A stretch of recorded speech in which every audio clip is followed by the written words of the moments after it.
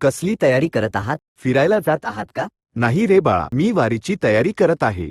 वारी म्हणजे काय? ते एखादं गाव आहे का? तिथे काय असतं? आज मी तुला वारी म्हणजे काय, तिचा इतिहास आणि ती इतकी महान का आहे हे सगळं सांगतो. वारी म्हणजे विठ्ठलाच्या दर्शनासाठी श्रद्धेने नामस्मरण करत पायी पंढरपूरला जाण्याची भक्तिमय परंपरा. दरवर्षी लाखो वारकरी भगवा ध्वज, टाळ, मृदुंग आणि अभंगांच्या गजरात अनेक दिवस चालत पंढरपूरला पोहोचतात. ही फक्त यात्रा नाही बाळा, ही भक्ती आहे, सेवा आहे, समता आहे आणि विठ्ठलावरील अखंड प्रेम आहे. या वारीची सुरुवात कशी झाली? आजोबा बाळा, शेकडो वर्षांपूर्वी महाराष्ट्रात वारी भक्तीची एक सुंदर चळवळ सुरू झाली. वारकऱ्यांची अशी श्रद्धा आहे की वारीत विठ्ठल कोणत्याही रूपात भेटतो. एखादा सहप्रवासी, तहानलेल्या वारकऱ्याला पाणी देणारा सेवेकरी, भुकेल्याला अन्न देणारा माणूस किंवा संकटात मदतीला धावून येणारी व्यक्ती, यांच्यातही त्यांना विठ्ठलाचे दर्शन घडते. याच भक्ती परंपरेतून पुढे वारीची परंपरा अधिक दृढ झाली. ज्ञान, भक्ती आणि समतेचा संदेश देत संत ज्ञानेश्वर महाराज आणि संत तुकाराम महाराज यांच्या पालख्या पंढरपूरकडे निघू लागल्या.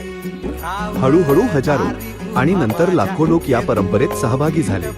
आजही शेकडो वर्षांची ही परंपरा अखंड सुरू आहे आणि लाखो वारकरी विठ्ठलाच्या नामस्मरणात पंढरपूरची वारी करतात. का नाही दुखत?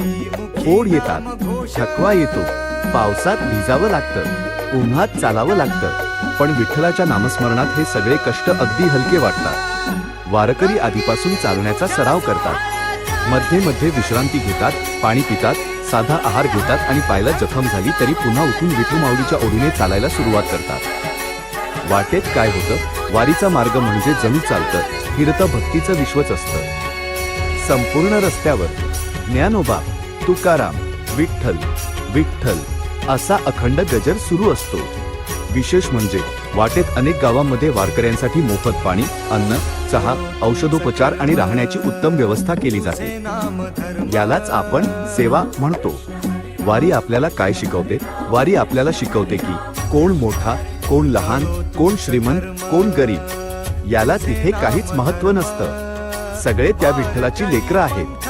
वारीत एकमेकांबद्दल इतका आदर असतो की सगळेजण एकमेकांच्या पाया पडतात, कारण प्रत्येकामध्ये विठ्ठलाचंच रूप असतं.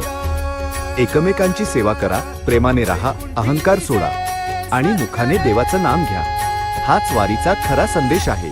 जर तुम्हाला हा व्हिडिओ आवडला असेल तर व्हिडिओला लाईक करा, चॅनलला सबस्क्राईब करा आणि बेल आयकॉन नक्की दाबा आणि कमेंटमध्ये एकदा नक्की लिहा. जय हरी विठ्ठल.